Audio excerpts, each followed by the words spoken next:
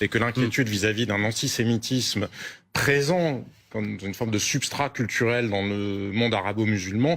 À en croire Jean-Sébastien Ferjou, directeur de la publication du média Atlantico, le monde arabo-musulman serait à l'origine de l'antisémitisme. Cependant, cette affirmation soulève plusieurs problèmes démographiques, historiques et politiques. Dans cette première vidéo, nous explorerons les origines de l'antisémitisme et la haine envers les juifs à travers l'histoire. Mais d'abord, qu'est-ce que l'antisémitisme? Le terme antisémitisme provient du radical Sem, qui se reflète à Sem, un des fils du prophète Noé, dont descendent Ismaël, père des Arabes, et Jacob, père du peuple d'Israël. Les Arabes et les Israélites sont donc tous deux des Sémites, descendants de Sem. Le terme antisémitisme apparaît vers la fin du 19e siècle dans un pamphlet publié par le journaliste allemand Wilhelm Marr au moment où l'Europe de l'Est est touchée par une vague de pogroms et désigne une attitude hostile vis-à-vis des Juifs en tant que peuple. Avant cela, on parlait d'antijudaïsme qui désigne une hostilité à l'égard de la religion juive. Historiquement, la cohabitation entre les Arabes et le peuple d'Israël a été pacifique. Cependant, des conflits et tensions ont également marqué leurs relations, en particulier sur les terres de Canaan, actuelle Palestine, et en Égypte. L'Égypte fut le premier lieu d'habitation des Israélites. À la mort du roi Salomon,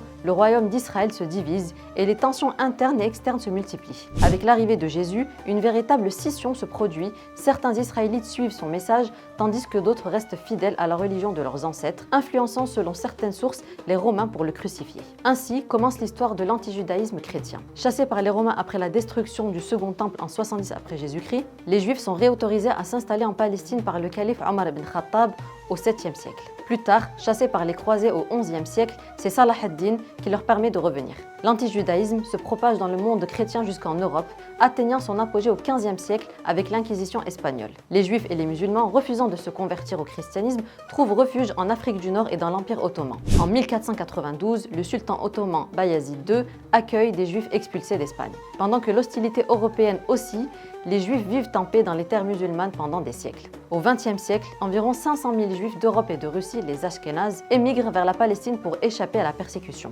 Inquisition, pogrom, Shoah, l'antisémitisme est essentiellement européen. Mais pourquoi les Arabes et les musulmans sont-ils accusés d'antisémitisme aujourd'hui? Nous explorerons cette question dans la prochaine vidéo. À bientôt sur Nouvelle Aube.